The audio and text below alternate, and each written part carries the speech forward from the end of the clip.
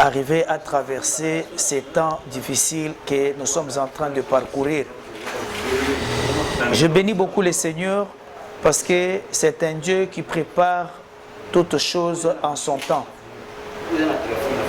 Et malgré ce qui est en train de se passer par rapport à la prophétie, par rapport à tout ce qui est écrit, par rapport à la parole de Dieu, je vais vous dire une chose, que Dieu est au contrôle de ce qui est en train de se faire. C'est pourquoi un vrai enfant de Dieu en ces temps de crise, en ces temps de troubles, ne doit pas aller chercher à gauche ni à droite, mais il doit maintenant se mettre à genoux pour demander au ciel qu'est-ce qui se passe, qu'est-ce que je dois faire, comment je dois marcher. Et aujourd'hui, nous voulons partager le petit morceau de pain. Je vais parler sur n'offrez pas des sacrifices en Égypte. Pourquoi nous voulons parler de ce sujet de ne pas offrir de sacrifices en Égypte? Bien aimé, vous devez savoir que c'est Dieu ici, il aime beaucoup que les gens puissent offrir quelque chose pour lui. Parce que notre Dieu, il est le modèle. Parce qu'avant que l'homme commence à offrir, c'est le premier à s'offrir, c'est Dieu. Mais ici, c'était son peuple. Par rapport à une prophétie, ils se sont retrouvés en esclavagisme. Et dans ce pays d'esclavagisme, ils ont duré le temps que les choses devraient se passer. Quand le temps de Dieu est arrivé, pour que le peuple quitte maintenant l'esclavagisme pour aller dans la liberté, le peuple qui les avait pris, ils refusent maintenant que ce peuple puisse sortir de l'esclavagisme. Parce qu'ils ont dit non, ils sont là travailler pour nous, ils sont là pour faire pour nous. Mais je vais te dire une chose, toute chose qui connaît un début doit connaître une fin. Rien dans la vie de l'homme ne peut commencer pour ne pas terminer. Non. Celui qui n'a ni commencement ni fin, c'est notre Dieu. Il est l'alpha et l'oméga. Il est le commencement et la fin. C'est lui le maître des temps et des circonstances. Mais ici maintenant, je suis dans le livre d'Exode. Pour ceux qui écrivent, je prendrai que Exode chapitre 5, verset 8 à 9. Et je prendrai Exode chapitre 8, verset 21 à 23. Ici, vous allez comprendre que nous allons lire pour découvrir la pensée cachée dans ces Écritures. Et vous allez comprendre qu'il y a quelque chose que Dieu a besoin que nous puissions faire pour que sa joie soit parfaite. Et je n'ai Exode, comme on a dit, Exode chapitre 8, je suis au verset 21. Exode 8. Au verset 21, la Bible dit: si tu ne laisses pas aller mon peuple, je vais envoyer le mouche venimeuse contre toi, contre tes serviteurs, contre ton peuple et contre tes maisons. Les maisons des Égyptiens seront remplies de mouches, je m'excuse, et les sols en sera couverts. Mais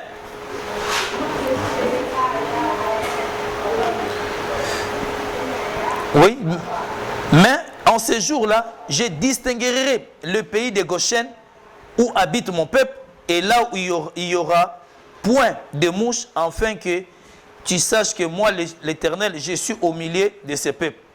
Je prends directement le verset 21, là je commence au 18. Pharaon appela Moïse et Aaron et dit: allez offrir des sacrifices à votre Dieu dans le pays. Moïse répondit: il n'est point convenable de faire ainsi, car nous offrirons à l'Éternel notre Dieu des sacrifices qui sont en abomination aux Égyptiens.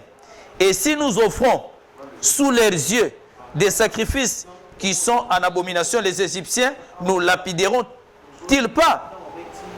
Nous ferons 3 journées de marche dans les déserts et nous offrirons des sacrifices à l'Éternel notre Dieu selon ce qu'il nous dira. Amen.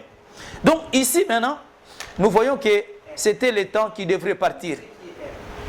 Parce que pendant ce temps pour aller offrir, ce que Pharaon leur demandait, d'offrir de bœufs, d'offrir ce qui était des sacrifices pour Dieu, était de Dieu pour les Égyptiens. Or, on leur demandait maintenant de sacrifier en Égypte des choses que vous voyez des sacrifices, mais ce que les Égyptiens voyaient comme des dieux. Cela ne pouvait pas se faire. C'est pourquoi je dis, n'offrez pas de sacrifices en Égypte. Parce que ce que toi tu prendras comme sacrifice, et ils prennent cela comme Dieu. Et nous avons un combat aujourd'hui terrible. Et ce combat aujourd'hui nous amène dans beaucoup de difficultés. Parce que les degrés de combat que nous avons se focalisent dans 3 choses. Si aujourd'hui nous sommes combattus, c'est à cause de 3 choses. Donc ce degré ici, la première cause, parce que nous portons le nom de Jésus, ou le nom de ce Dieu véritable. À cause du nom que vous portez, c'est ça qui amène les combats. Parce qu'on te dit même dans ta famille, laisse ton Dieu là. On te dit même chez les autres, ton Dieu là te fera quoi? C'est ce que le problème même Job avait. Parce que Job avait gardé ses noms. C'est pourquoi Pierre a dit, il y a un nom qui nous a été donné. Ce nom qui nous a été donné, c'est le nom qui nous donne la victoire. C'est ça le nom qui nous permet de marcher et de vaincre. C'est à cause de ce nom. Parce qu'on a dit aux apôtres, ne prêchez plus par ces noms. Donc vous comprenez? Quand tu portes le nom de Jésus, sache-le déjà que tu es dans un monde de combat.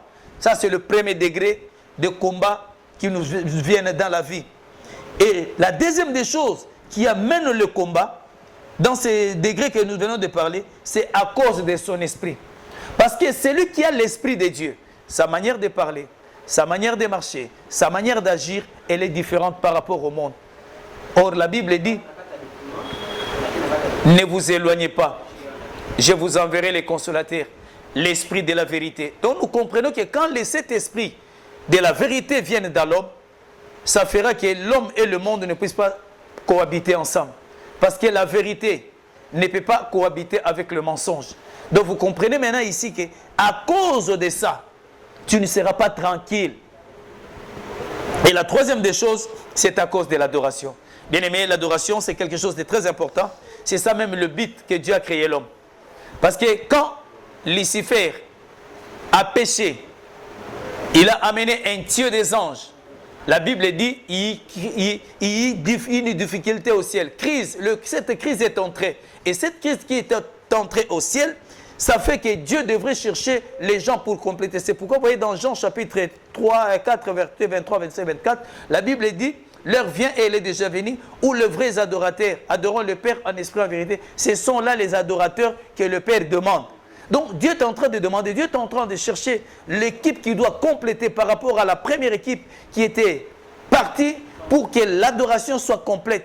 Et je te dis que l'adoration de l'homme, Dieu aime cela. C'est pourquoi il faut savoir saisir des opportunités à chaque rencontre avec Dieu. Comme je venais de vous dire que dans le pays d'esclavagisme, il ne faut pas offrir.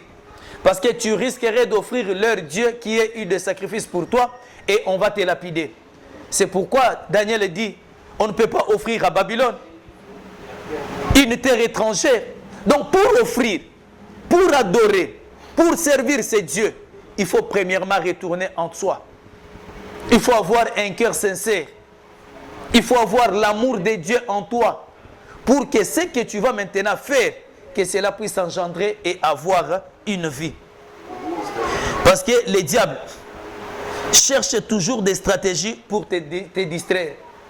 Pour ne pas que tu puisses garder les noms que tu as portés. Il cherchera toujours que tu puisses t'essuyer pour que tu sois éloigné de ces noms, afin que quand le problème arriveront, que cela puisse t'atteindre, et afin que quand les difficultés viendront, que cela puisse t'atteindre. Pourquoi? Parce que c'est les noms qui protègent. Regardez, quand un homme donne naissance à un enfant, on cherche à lui donner un nom. On ne donne pas le nom par hasard. Le nom de Jésus, c'est le nom qui suffit pour nous. C'est le nom qui apporte la vie, c'est le nom qui donne la joie, c'est le nom de la consolation. Parce que écoutez, quand Siméon était en train de bénir cet enfant, il a dit, car cet enfant amènera la chute et le relèvement. Donc le nom de Jésus amène la chute, amène le relèvement. Quand est-ce que la chute vient? Il amène la chute par rapport à ceux qui sont dans les erreurs, dans les hérésies. Il les amène pour les confondre. Et amène le relèvement de ceux qui sont dans les ténèbres pour les éclairer et les ramener dans la gloire éternelle de Dieu. Bien-aimés dans le Seigneur, c'est pourquoi vous allez comprendre maintenant qu'ici, Moïse avait un problème avec Pharaon. Parce que Pharaon lui demandait d'offrir en Égypte. Il a dit non, je ne peux pas offrir.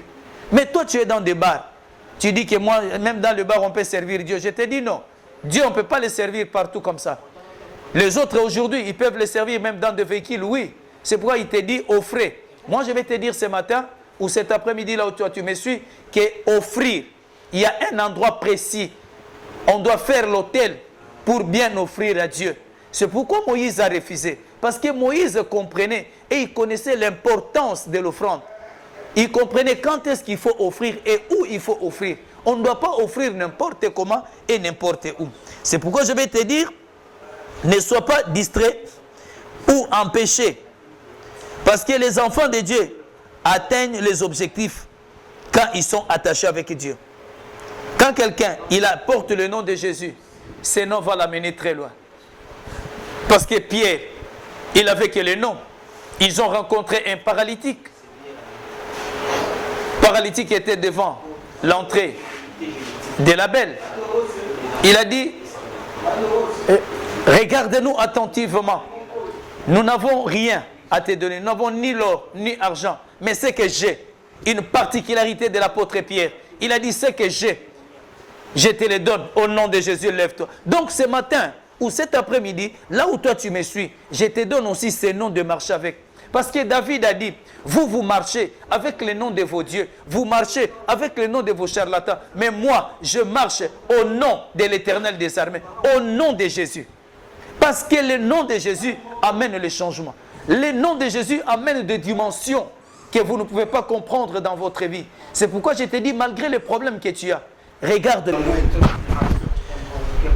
bien ta vie. Tu as quel nom qui te conduit? Parce que nous avons parlé que David a dit, vous marchez au nom de vos dieux. Bien aimé, nous les chrétiens, nous avons un nom qui est différent des autres noms. Le nom qui donne la vie, le nom qui console, le nom qui transforme des choses. C'est pourquoi je vais te dire, c'est comme l'avion. L'avion ne monte pas au hasard. On ne peut pas atteindre la destinée au hasard. Il faut toujours payer un prix. Or, il y a quelqu'un qui a payé le prix pour nous. C'est cet homme de nom que nous sommes en train de parler, le nom de Jésus.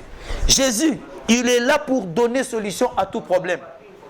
C'est pourquoi je te dis, si tu gardes bien le nom de Jésus, sache déjà que le premier niveau de combat, tu l'as déjà vaincu. Parce que Jésus te fera monter et te fera atteindre les objectifs de la vie. Et je vais te dire encore une autre chose, pour comprendre que dans ce combat, pour ne pas offrir partout, tu vas comprendre que tu dois garder son esprit. Les signes de Dieu. C'est très important. Ce que Dieu a arrangé pour toi, pour que tu puisses les avoir, il faut payer un prix. Or, quand l'esprit de Dieu est avec toi, l'ennemi ne va pas te surprendre. Parce qu'il a dit, l'ennemi ne te surprendra pas. Donc, malgré les combats, ici, l'ennemi ne pouvait pas les surprendre. Parce que Moïse avait compris que je ne peux pas offrir ici. Mais toi, tu offres partout, mon frère et ma soeur. Ce n'est pas normal. Cherchez à corriger beaucoup de choses. Et pour vaincre bien, le combat que l'ennemi est en train de t'attaquer dans la troisième dimension, c'est à cause de ton adoration. Vous savez que Dieu, la Bible dit, il siège au milieu de la louange et de l'adoration. Et quand on parle de siéger, nous devons demander aux parlementaires, quand ils siègent, vous allez comprendre, ils siègent pour prendre des décisions valables, des décisions importantes pour une nation, pour que les choses puissent marcher, pour regarder la loi, comment est-ce qu'elle est. Et mais quand Dieu vient siéger maintenant, sache-le que malgré les problèmes que tu as, lui-même il prendra la place. Pourquoi Dieu est descendu? Parce qu'il attendait l'offrande que ce peuple devait offrir. On a ajouté encore des difficultés sur ce peuple parce que Pharaon a dit, il cherche à aller prier. C'est comme aujourd'hui. On te dit que quand toi tu pries, tu es un paresseux. Quand toi tu pries, tu es quelqu'un qui ne veut pas travailler. Quand toi tu pries, on te dit que tu es un négligent. Je te dis, la prière, ce n'est pas pour les négligents. La prière, ce n'est pas pour des paresseux. Je te dis, servir Dieu, c'est un métier noble. Nous qui les servons, ce n'est pas que nous n'avons pas étudié. Mais Dieu nous a pris. Il a dit, vous devez me servir. Nous les servons parce qu'il nous a appelés, parce qu'il nous a choisis. C'est pourquoi je vais te dire, continuez à servir ces dieux. Adore-les. Regarde le temps que nous traversons. C'est un temps où tout est maintenant dans ce système de pause. Il n'y a pas de voyage, il n'y a pas de fêtes, il n'y a pas de manifestations, il n'y a pas de choses. tout le monde maintenant, il est casé quelque part. Mais je te dis, le ciel est ouvert pour t'écouter, toi qui es en train de l'adorer. Ici, comme Moïse comprenait ce qui devrait se faire en ces temps. Parce que Dieu devrait maintenant placer une nette distinction entre son peuple et le peuple qui n'était pas le sien. Dieu a dit, vous allez voir, je vais envoyer des mouches. C'est pourquoi je vais te dire, toi qui me suis, mon frère et ma soeur, ne craignez pas ce qui se passe. Tourne ton regard vers Dieu. Ayez confiance en Dieu. Malgré les temps, malgré les circonstances, je te dis que tu arriveras. Toutes nos bénédictions sont cachées dans les obstacles. Il n'y a rien que tu peux prendre des bénédictions sans obstacle. Il y a une difficulté. Pour entrer en Canaan, il y avait des obstacles. Ils ont bravé tous ces obstacles jusqu'à ce qu'ils sont entrés dans la ville promise par Dieu. Ils ont touché, ils ont mangé, ils ont témoigné. Je te dis, toi aussi tu témoigneras, c'est Dieu.